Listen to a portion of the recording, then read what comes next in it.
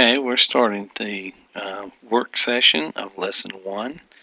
In Lesson 1, we went through the alphabet, going through each of the 23 letters of the Hebrew alphabet, and showed not only the meaning and the pronunciation, but also the Hebrew word picture for each letter. Each letter produces an ideogram of itself. And so we're going to go through the homework in Lesson 1. And the first thing we want to do is make sure that we have gone through and worked through the lesson. The grammar book gives you the knowledge, and the workbook gives you the understanding. So I need for you to make sure that you've read through the chapters before going through each chapter for the grammar, and then doing your homework on your own before going through the video on the homework. I know it's tempting to jump back and forth, but the best way to do it is go ahead and to try to do it on yourself and see what you are weak in, what you are strong in. And we'll go ahead and get started today. Okay, it says in the first section that we're to write out in order from left to right, or from right to left, sorry about that, the 23 letters of the Hebrew alphabet, and insert a dagesh lane into the begakafat letters. So going from right to left, we have the letter Aleph. That is actually not the begakafat letter. The letter Beit, and here the Beit does have a dagesh lane in it, so that's the first dagesh. Dagesh lane gives it a hard b sound. The third letter is Gimel. It also takes a dagesh lane because it's part of the begakafat letters of Beit, Gimel, Dalet, Kaf, Pei, and Tav, as we learned back in Lesson 1. And the fourth letter is the letter Dalet. Dalet. And it also is a begakafat letter. So the first four letters, out of the first four letters, the second, the third, and the fourth are actually begakafat letters that can take both a dagesh lane that makes them strong, hard sounds, or without a dagesh lane, which makes them a soft sound. The next letter we have here is the letter Hey. Then we have Vav, Zayin, Chet, Tet, Yod, Kaf, Lamed, Mem, Nun, Samik, Ayin, and Pei. Okay, now we go back here to Kaf. We see that Kaf is the begakafat letter. That's the fourth one out of 6. And that's pronunciated hard as a Kaf, a K sound, or a Chaf for a soft sound if it doesn't have the dot in it. Okay, so we've gotten all the way down to Samik, Ayin, and Pei. Pei is the fifth one. That's either a Pei with a dagesh lane or a Fei, a PH sound, without the dagesh lane. Again, as you go through it and use it, you'll become familiar with this through time. The next letter we have is the letter Sadeh. That's where we get the word Sadiq, righteous, or righteousness. Then we have Kof, Resh, like the top of the head. You remember Sin and Shin were originally one letter, standing for teeth. And then the last letter is Tav. And Tav is the last of the begakafat letters. It can be either a hard T sound with the dagesh lane, or without a dagesh lane, it's a TH sound. Now, like you said, we don't make distinctions between the Tav and the Zav. You can if you want to, but we do make distinctions between Pei and Fei, and Kaf and Chaf, and the Beit and Bet or Bet. And the other three, we don't make that much distinctions, although there were distinctions when in ancient Hebrew. Now, also it's asking too for the Hebrew consonants here, the final forms. And of course, we remember we had the Kaf, the Mem, the Nun, and the Pei, and the Sade. These are the forms that you find at the beginning of the word or in the middle of the word, not the letter at the end of the word. The sophites, the Sade sophites or the Kol sophites, all these sophites, these final forms, are found only as the last letter in the word. And so we have the Kaf sophite, the Mem sophite, the Nun sophite, and the Pei sophite. In this case, it would be the Fe sophite because it doesn't have a dot in it. First one would be Chaf sophite. That doesn't have a dot in it. That would be more of a softer sound. And then you have the Sade sophite in there also. So those are the 5 final forms of letters that are in the Hebrew alphabet that you find at the end of a word. And there's excuse my voice a little bit. Also in the homework, it asks us to list 4 Hebrew consonants that are gutturals. And these gutturals are those consonants that you pronunciate at the back of your throat. The Aleph, which is normally silent. When there's a letter attached to it, it goes back to the back of your throat.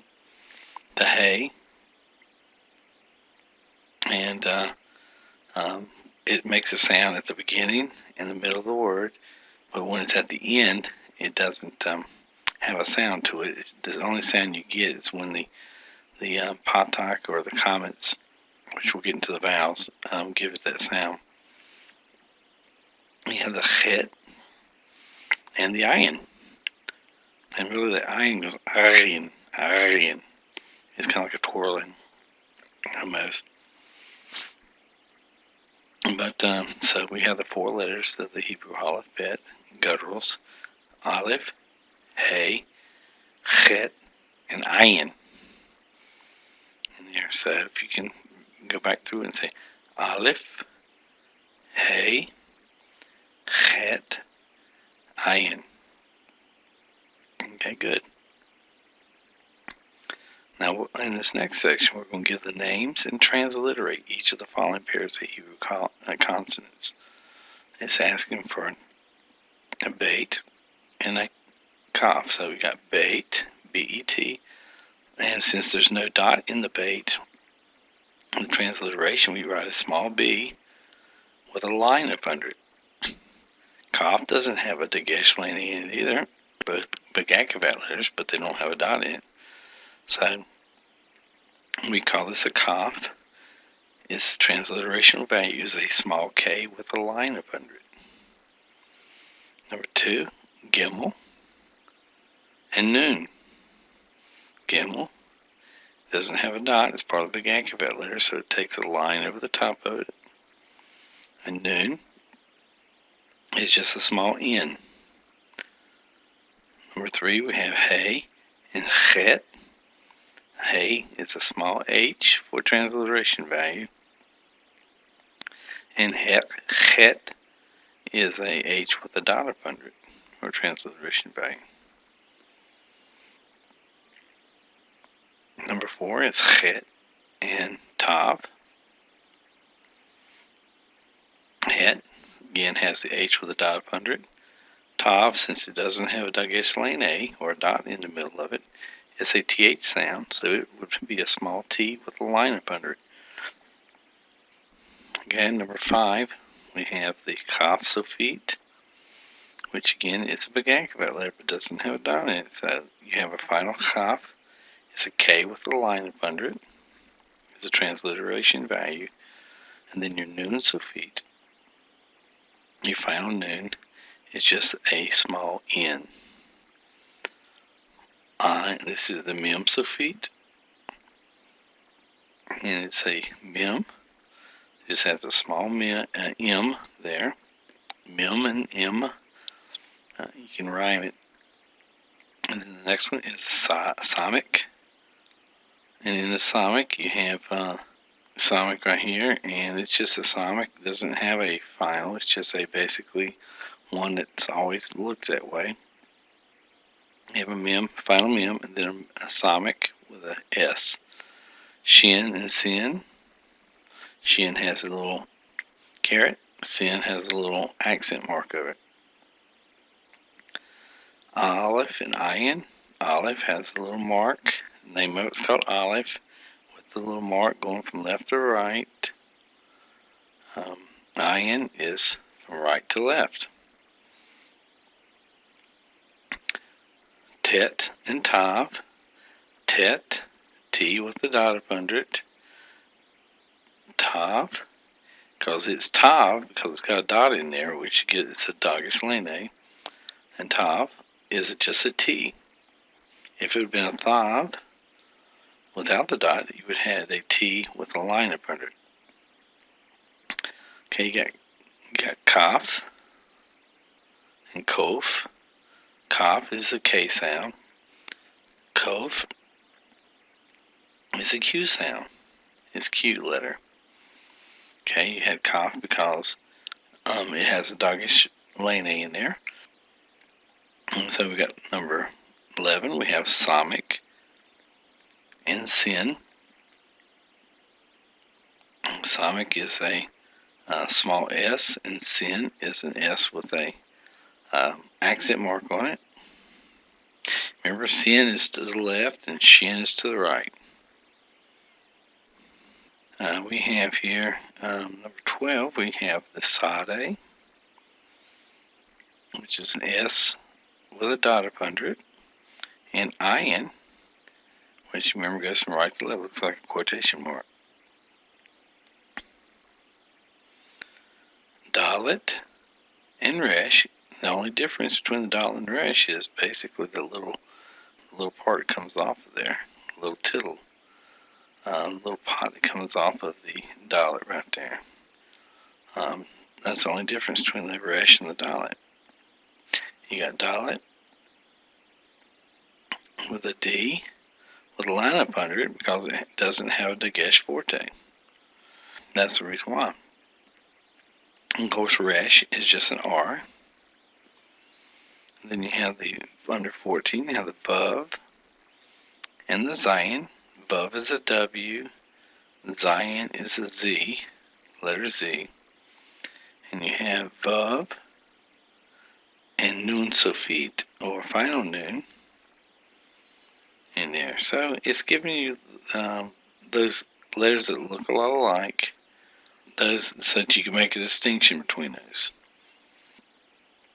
So be sure to go over those. Go over it with the right hand, just recognition. That's the biggest thing, is your recognition that you're going to have here. So now what we're going to do is we're going to transliterate the following Hebrew nouns and proper names, which only the consonants have been given. So we're not going to put any vowels in here. We haven't gotten into the vowels yet. So if we're going to write this out in transliterational values, we're going to look at, again, go from right to left, looking at the Hebrew, and then we'll write the transliterational values from left to right like we do in English. So, Evid, you have the ayin, which is this mark, quotation mark. The vet, which is the B with the line up under it, and dalet with the D with the line up under it. Adam is man. Again, you have the quotation marks for the aleph, the D with the line over it for the dalet, and the mem by itself with an M. Eretz for earth. You would have just the aleph, like you did in Adam, the resh for an R, and the sadi sufit, and S with a dot up under it. So you can see, you just read these transliterary values, you can tell what the word is, and you become accustomed to it. The Zahav, Zahav here, which is gold. Z for the Zion, H for the hay, and vet, because it doesn't have a dagesh in there, vet, a B with a line up under it. Kesef for silver is, and then this is a dagesh lane in this kaf. So you have a K, a samic, which is just an S, and then a fey. This is a soft pay, so it's a fey, because it doesn't have a dot in it. You write a P with a line over the top. Okay, you have Sadiq, or Sadiq, righteousness. You have, for the Sade, you have an S with a dot up under it, a Dalit, a D with a line under it, it's a soft Dalit, and a Kof for a Q for Kof. Chadash for month. You have a Chet, H with a dot up under it, Dalit, soft here because it didn't have the dagesh line. You have a D with the line up under it, and Shin. You have the S with the little caret over the top of it. Okay, you have Davar, Dalit. Now this has got dagesh in it, so it's going to be a D, not a D with a line up under it, like you had in the other ones. A vet, which is a B with a line up under it, a soft vet is a vet, and resh for an R. Davar, that's word. Okay, next one is shofet, and judge. You have the shin, which gives you the S with the caret over it. The fey, gives that PH sound, because again it's a Begakabet letter, and it's a soft one, so it doesn't have the dot in it. So this gives you the PH sound, line over top, and then Tet has a T with the dot up under it. Next we have what we call the Mishkan, the tabernacle. Okay, so we have the Mem, you have the M for the Mem, a Shin, a S with a caret over the top for the Shin. This is a Kaf instead of Chaf. This has the dagesh in it, so it's just a plain K letter, and then the Nun Sofit, which is just a letter N. That's how you'd write it in phonetic and transliterated values. Avraham, Aleph, and the quotation mark, vet, B with a line up under it, resh, small r, hay, small h, and mem sofit, a small m. Alright, next on to 12, we have Yisrael. You have a Yod, which is a Y transliterated, a Sin, which is a S with a accent on it, a Resh for a small r, and Aleph, which is the quotation mark from left to right, and then the Lamed, which is just a small L. And that's how you write Yisrael in transliterated characters. Okay, we have 13 Melech. Can you say Melech? That's for king.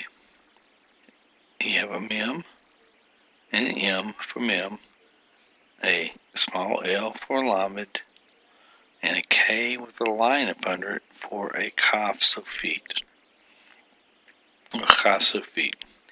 Now those two little dots there up under that Kaf, they're not dageshes. Those are actually used. You usually find those with the Kaf Sofit. It's just more used for a glottal stop. Basically, to stop that particular syllable, stop it, more for pronunciation than anything else. The Masoretes put it there just to let them know that there was no vowel that came after that consonant. Alright, same thing for 14. We got Dalet with a Hard dialect, it's got the gesh lane in it. You have a D, a R for resh, and a K with a line up under it for a chasofit. Derek. This is rode away. And then, last but not least, on number 15, we have malach, which is a messenger or an angel. We have mem, M for mem, L for lamed, the quotation mark for the aleph going from left to right, and the kaf sofit, which is a K with a line up under it. So those are the transliteration values. As you've done the homework, you keep doing it. The main thing is for people basically, when you look at the books and you go into study books and stuff, that's where you're going to get into. Okay. So basically that's it for this lesson here. Again, as you go through, you'll look at it, and we'll get into the vowels on the next lesson here. Just be sure to go back over. The key to learning is review. Start with the first chapter, and then as you keep going up, when you feel like you got that chapter under your belt, then you drop it and you keep on going. Okay, until next time, we'll see you a little bit later, and we'll talk to you later. All right.